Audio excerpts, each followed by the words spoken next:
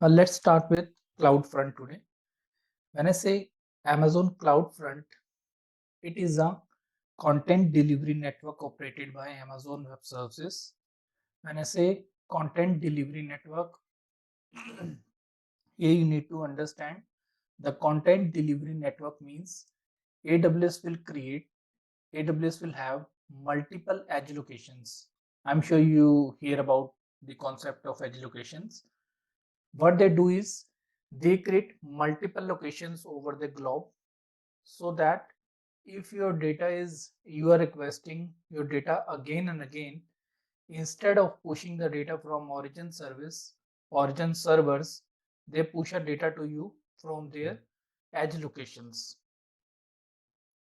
Like you have the videos, you have the bulky media, where you have the images, where you have the video files.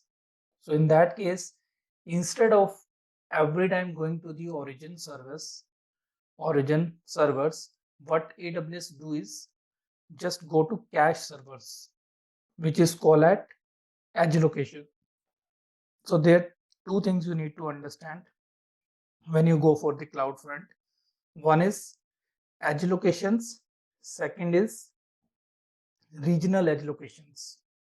So I will tell you what's the difference out of it. Let me draw that image that you will understand better.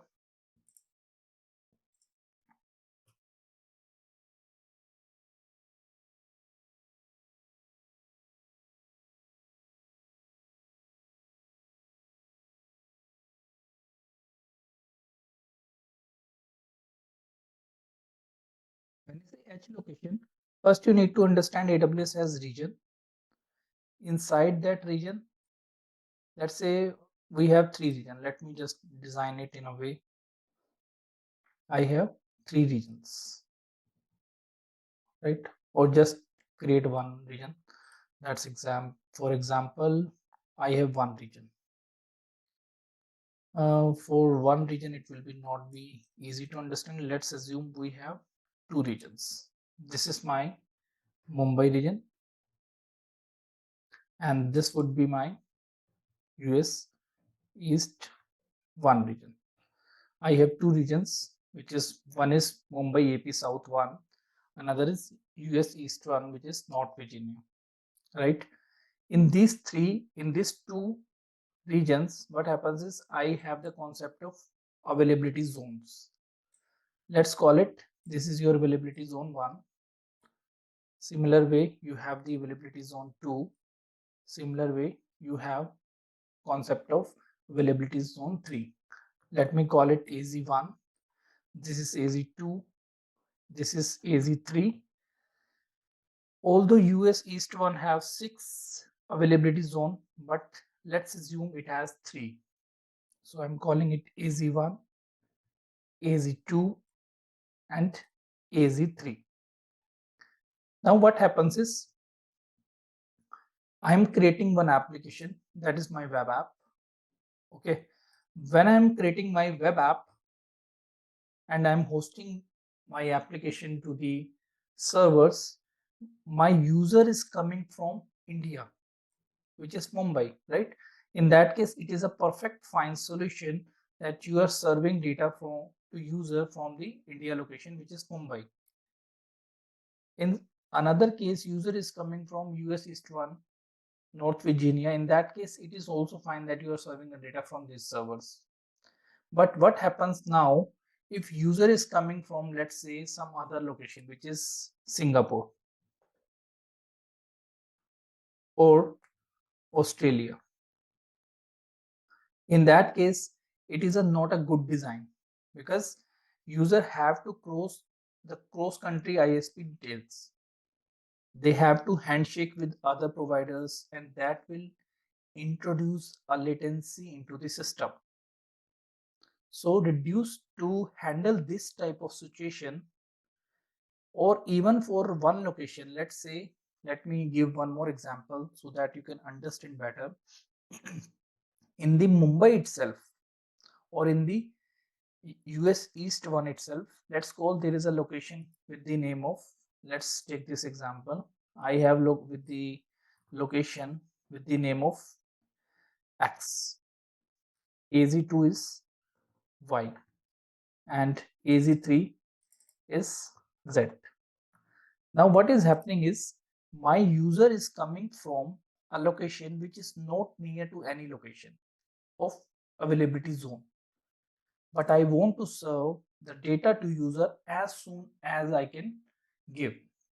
So in that case, what AWS is saying you, hey, don't rely on my just availability zones. I'm giving the concept of edge locations. So there is no picture, but just ignore it. Yeah, edge location, there it is. So AWS create multiple edge locations for you at India only, where they have 3 availability zones. Now they are creating multiple edge locations. Multiple edge locations they are creating like this. In the similar way, they are creating an edge location in US also. If you ask me, what are the locations? Can I see the locations? Yes. Answer is yes, you can see it. Let me share the details with you.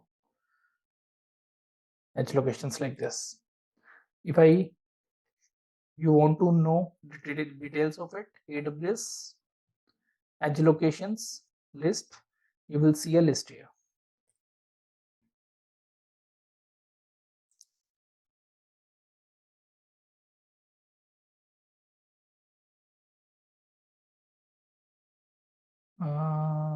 Let me find AWS edge locations. I just want to see the edge locations.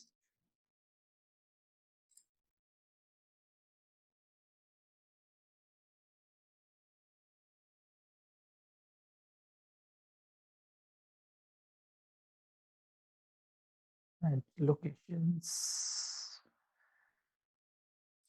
AWS edge location presence list. Edge location presence list. Yeah, this is the right link. Here you can see list in North America. They have edge location Washington, DC, Chicago, New York, 10, Atlanta, GA10, Los Angeles 9, Europe, Frankfurt, Germany 17, London, UK 24, in Asia, Tokyo, Japan, New Delhi, Chennai, Singapore, Osaka. They have multiple locations. We are creating their edge locations.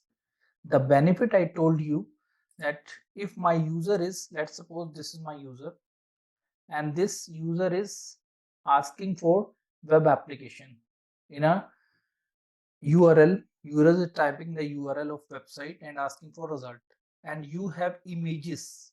Let's say, for example, to understand this example, let's say I'm opening one website, Crick Info.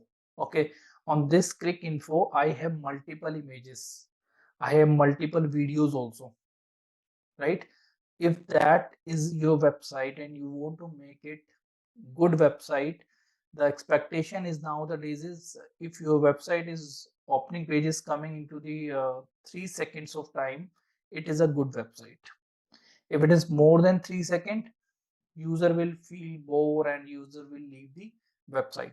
This is a perception market has, because everyone's time is very very important.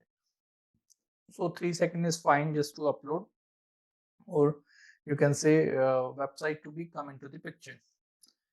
But if you see the data of it in the Google Chrome, you can see it. Go to more tools and click on developer tools, and you can see how many requests are going on this server once I'm uploading this page, ESPN Crick Info, that you can see in any browser.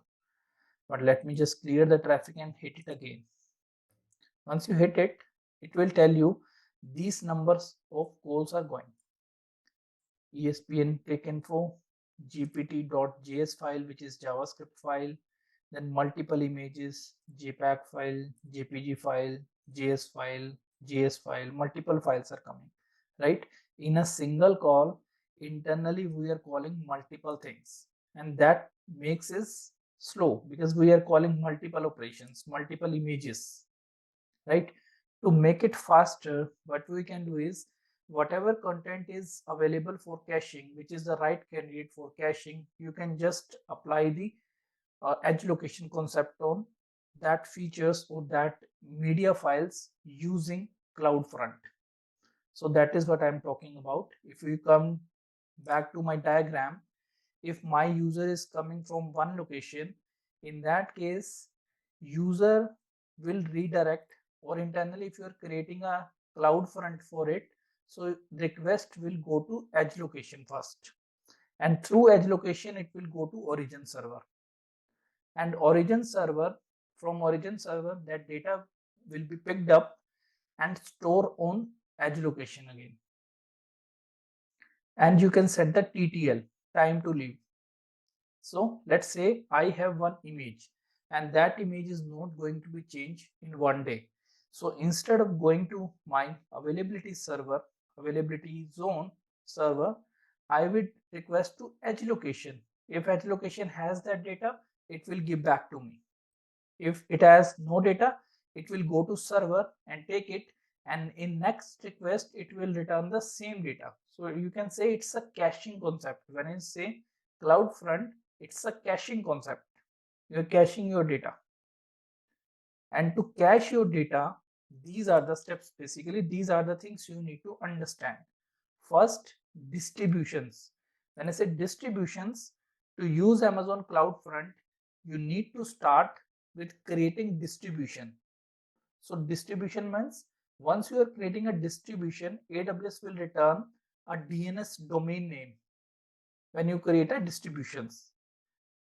To serve file from Amazon CloudFront, you simply use the distribution name in place of your website domain name. The rest of file paths stay unchanged.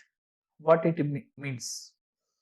Let's say I'm saying in my website, I'm hosting my website to S3. Just imagine I'm hosting my website to S3, and in that S3, I have 5 files: index.html, logo.png, I have error.html, I have home.html. These 4 pages I have in my website. So what it is saying, to serve files from Amazon CloudFront, you simply use the distribution domain name in place of your website domain name. So what will happen now if you say my website is www.example.com slash index.html, or you have another example, let me just copy it, slash logo.png. In a similar way, you have third example, error.html and home.html.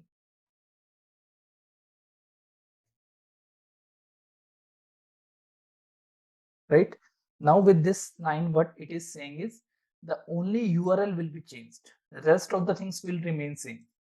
Let's say CloudFront is giving you URL www.cloudfronttest.com slash. This is not the URL. Please don't test it.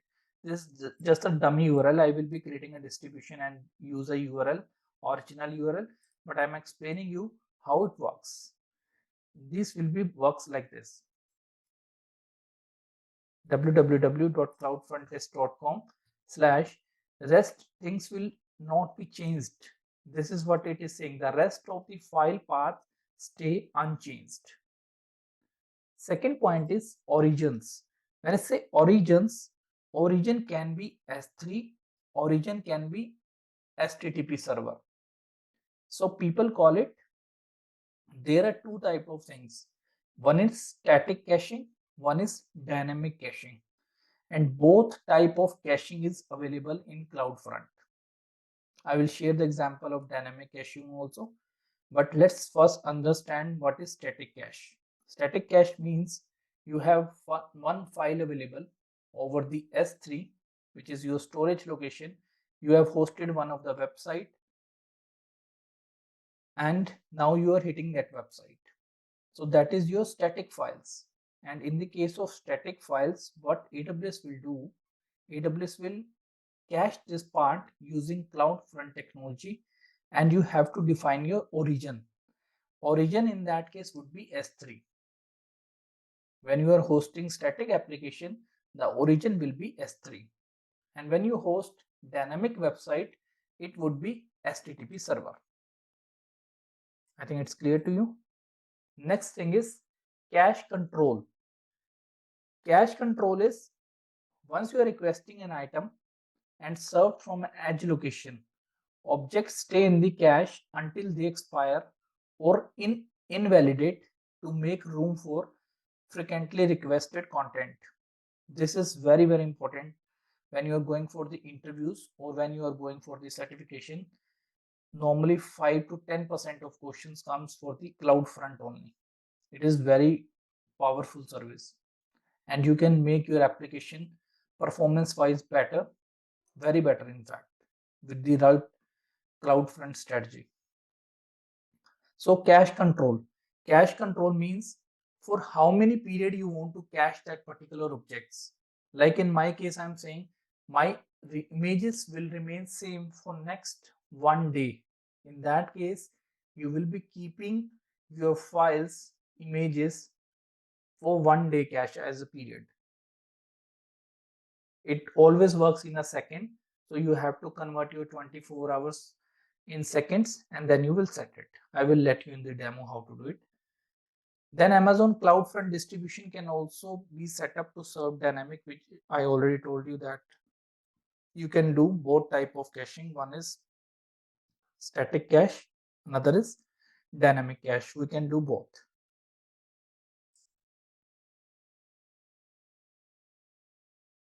This is a diagram to understand. If user is saying www.example.com, my first request would go to edge location, and from edge location it will go to my HTTP server or S3 server, and the same object will return to edge location, and then from edge location it will be returned to user. Let's see in the lab. When you go to lab, these would be the steps to perform. Let me just delete a blank slide also. These would be the steps when you're going to create a CloudFront. First, you have to create a bucket, which I will keep it private, and I will add some static files to it. Second, I would be creating a distribution. Then I will be choosing my bucket. Then I would be creating a origin access. I will tell you what is the role of it. I will choose this option, yes, update the bucket policy. Then I will change this property, change viewer property, and leave rest of the settings at default. Let me go to AWS quickly and design it. And I forgot to explain you one more thing. There is a one more concept. This is edge location, but there is a concept of region also, region cache also. When I say region cache, this is very, very important to understand. What do you mean by region cache?